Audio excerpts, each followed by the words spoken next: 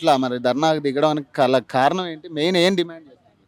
Main అనేది మేము చేసే జీతానికి సమాన పనికి సమాన వేతనము. మాకసలు ఈ జీతాలు సరిపోవట్లేదు. నేను 20 సంవత్సరాల నుంచి పని చేస్తున్నాను. 2005 నుంచి పని చేస్తున్నాను. ఒకప్పుడు 5,000, 6,000 జీతం వస్తుండే. సరిపోతుండే. కానీ ఇప్పుడు నాకు నా పిల్లలు పెరిగిండ్రు. ఇప్పుడు వచ్చే జీతం ఈడ ఉపాధితోని మొత్తానికెళ్ళిపోయింది. కావున మేము ఒకటే కోరుకునేది గవర్నమెంట్‌కు.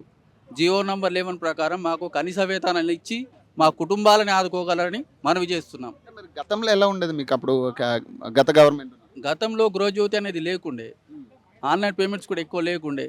మాకేదో పేమెంట్స్ వస్తుండే దాంతోని ఇల్లు గడుస్తుండే. ఈ గృహజ్యోతి వచ్చి నుంచి మా ఇళ్ళన్నీ చీకటయిపోయినాయి. అంటే బేసిక్ ఈ గృహజ్యోతి అనేది మీకు ఎఫెక్ట్ అవుతుందా? ఎఫెక్ట్ అయితుంది. మెయిన్ అందుకొరకే మాకు కూడా గవర్నమెంట్ ఆదుకొని కనీస వేతనాలు ఇవ్వాలని కోరుతున్నాం. మరి అర్జీ పెట్టిర్రా మరి మీరు దీని మీద ప్రజా వేదిక? పెట్టాము. అర్జీ పెట్టి 3 మంత్స్ అవుతది. కానీ ఏమి ఇంకా దాని గురించి పరిష్కారం ఏం కాలేదు. కనీసం మరి ఈ ధర్నా ద్వారానే మీకు ఏదైనా సొల్యూషన్ వస్తదంటారా? సొల్యూషన్ కావాలని రావాలనే కోరుకుంటున్నాం కదా. ధర్నా వలన మాకు రావాలనే కోరుకుంటున్నాం. సమాన ఇప్పటిదాకా నాకు తెలిసి 5 నెలల నుంచి కొట్లాడుతున్నారు కదా దీని మీద.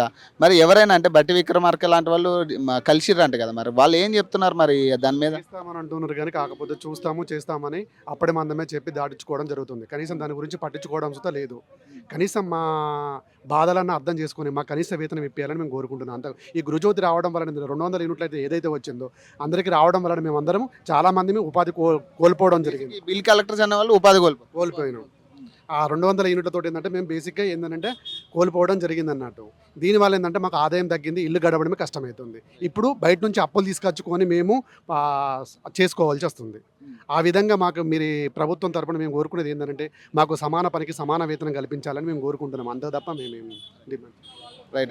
వాళ్ళ డిమాండ్స్ ప్రధానంగా ఏమంటే వాళ్ళకి వేతనం ఏది, కనీస వేతనం ఏది, జీవో నెంబర్ 11 ద్వారా కనీస వేతనం ఇవ్వాలని చెప్పడం జరిగింది. అలాగే ఏదైతే గృహజ్యోతి అని చెప్పేసి 200 యూనిట్లు ఫ్రీ అని చెప్పేసి ఏదైతే గవర్నమెంట్ ఏదైతే పెట్టిందో సో ఆ పథకం ద్వారా కూడా కొంత వీళ్ళకి నష్టం జరుగుతుందని కూడా చెప్పడం జరుగుతుంది.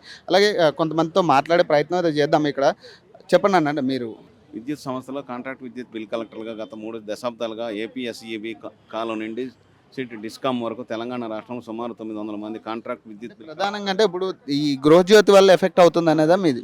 వాస్తవానికి కూడా గృహజ్యోతి పథకం నుంచి కూడా ఎఫెక్ట్ ఉంది సార్. మాకు వాస్తవానికి కూడా ప్రజా సంక్షేమ పథకాలు కాబట్టి గవర్నమెంట్ ద్వారా పెరుగుతారు. అది మంచి సంస్థ. ప్రజలు కూడా చాలా హ్యాపీగా ఫీల్ అవుతారు. వాస్తవానికి కూడా ఈ పథకాలు చాలా పేదవాళ్ళకు కూడా చాలా లబ్ధి పొందే పథకాలే. కాకుంటే ఎట్ ఎ టైం మాకు కూడా ఈ పథకం ద్వారా మాకు కూడా మా ఉపాధి కోల్పోయినాం.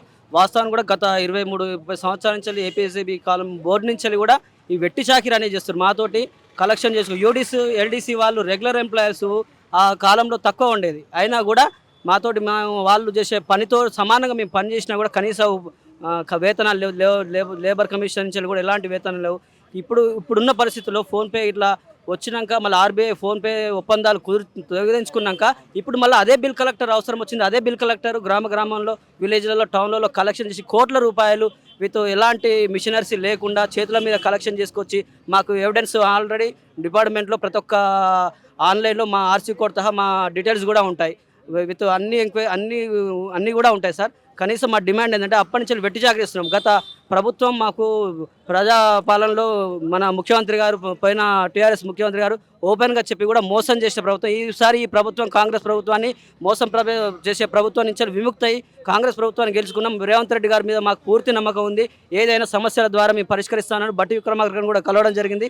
సార్ మాకు ఒక ప్రధాన డిమాండ్ ఇప్పుడు పిల్లల ఫీజులు కానీ మాకు కుటుంబ పరిస్థితులు కూడా బాగాలేవు కాబట్టి ఎన్ని రోజులు డిపార్ట్మెంటు పెట్టుకొని 23 సంవత్సరాలు చేసినప్పుడు వేరే ఉపాధి కూడా ఉండదు కదా సార్. మాకు ఎలాంటి కనీస వేతనాలు కల్పించి మమ్మల్ని కూడా ఈఆర్ఓ కార్యాలయాల్లో వాడుకోవాలి సార్. ముఖ్యంగా సార్ ఇప్పుడు గత ఆర్టిజన్స్ 23 మందిని చేసిరు సార్. వాళ్ళను ఆర్టిజన్ చేసే సమయంలో కూడా మాది కూడా కౌంట్లో సార్ మా యజమాన్యం మమ్మల్ని మోసం చేసి మమ్మల్ని ఈ విధంగా ఈ బజార్లో పడేసిరు సార్. మాకు ఇది కాకపోతే మీకు ఆల్టర్నేటివ్ చూపించాలని అడుగుతున్నారు మీరు, అంటే వేరే ఆఫీసులోనే ఆల్టర్నేటివ్ కావాలి మీకు? మాకు ఇన్ని సంవత్సరాల నుంచి ఇదే ఫీల్డ్లో ఉన్నాం కాబట్టి మమ్మల్ని కలెక్షన్స్ వాడుకుంటారో ఎలా వాడుకుంటారో మాకు ఉపాధి చూపించండి. మా కనీస వేతనాలు యజమాన్యం నుంచి డిపార్ట్మెంట్ నుంచి నేరుగా రావాలి. ఇది మా ప్రధాన డిమాండ్. ఇప్పుడు కనీస వేతనం ఎట్లా ఉందంటారు మీకు? మాకు వేతనాలు లేవు సార్. మాకు బిల్లుకు ఇంత అమౌంట్ అని రూపాయిన్నర అని టౌన్ ఏరియాలలో రూపాయిన్నర అని విలేజ్ ఏరియాలలో ₹2.50 అది కస్టమర్ కడితేనే మాకు ఉపాధి, లేదంటే లేదు. ఇది పరిస్థితి.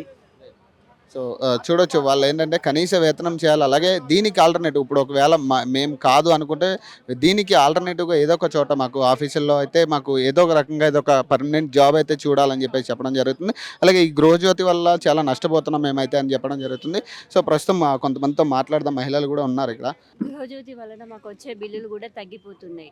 దాదాపుగా నెలకి 2-3 వేలు వస్తున్నాయి. వాటితో బ్రతకడం చాలా కష్టంగా ఉంది.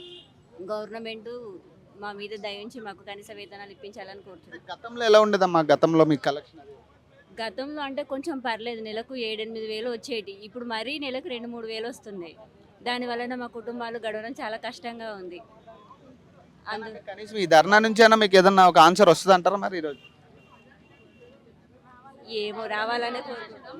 విద్యుత్ సంస్థలో మేము గత 3 దశాబ్దాల నుండి విద్యుత్ బిల్ కలెక్టర్లుగా పనిచేస్తున్నాము. మాకు ఈపీఎఫ్ లేదు, ఈఎస్ఐ లేదు. 30 రోజులు డ్యూటీ చేస్తున్నాం. అయినా మా జీవితాలు ఇప్పుడు ప్రభుత్వం ప్రవేశపెట్టిన అనేక మార్పులతో ఆన్లైన్ చెల్లింపులు మొత్తం 80% బిల్లులు అట్టే పోతున్నాం. ఇప్పుడు ప్రస్తుత ప్రభుత్వం ప్రవేశపెట్టింది ఏంటి?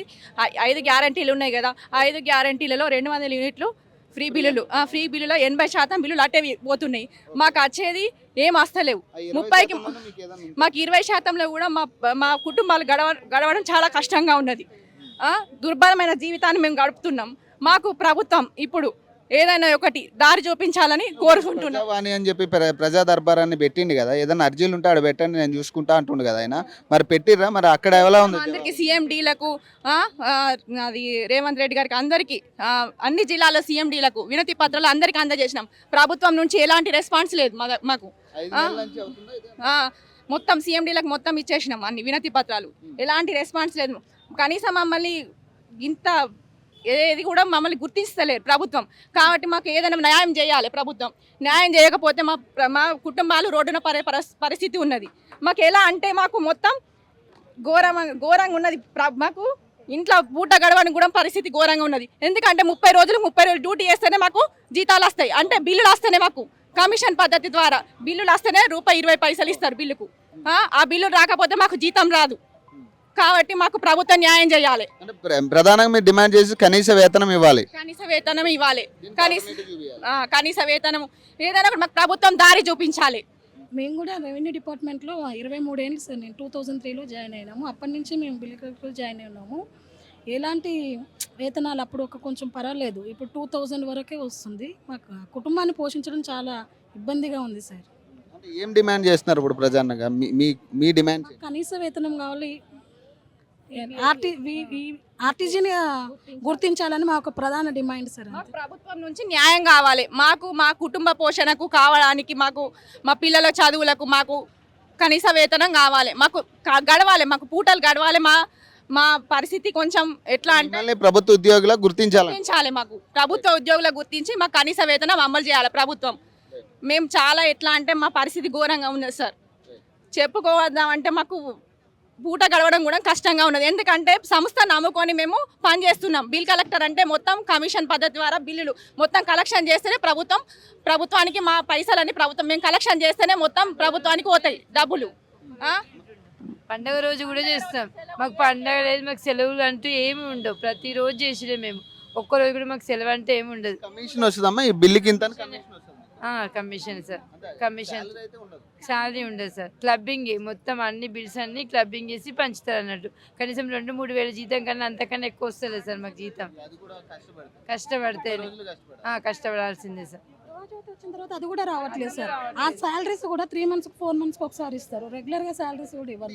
గృహజ్యోతి ఎఫెక్ట్ ఎలా పడుతుంది మీకు? అంటే దేని వల్ల బిల్స్ వస్తున్నాయి కదా సార్. దాని 0 బిల్స్ రావడం వల్ల బిల్లు తగ్గిపోయిన శాలరీస్ తగ్గినాయి. అంటే మనిషికి ఎంత ఉంటుంది సార్?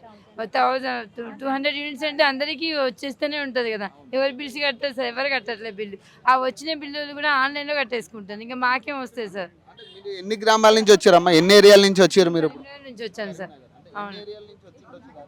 గృహజ్యోతి వలన ప్రభుత్వం ప్రవేశపెట్టిన 200 యూనిట్ల ద్వారా గృహజ్యోతి ద్వారా మొత్తం బిల్లులు పడిపోయినాయి. మాకు రోజుకు 20-30 బిల్లులు కూడా మస్తలేవు. ఆ 20-30 బిల్లులు అంటే మేము ఎంత 20-30 రూపాయలకు డ్యూటీ చేసుడు అవుతుంది. మా కుటుంబ పోషణ మొత్తం ఎట్లా అంటే మా ఏజ్ మొత్తం ఇళ్ళనే గడిచిపోయింది. ఇప్పుడు మేము ప్రభుత్వ ఉద్యోగానికి ఏదైనా మేము అప్లై చేయాలన్నా కానీ మాకు ఏజ్ లిమిట్ ఉంటుంది కదా.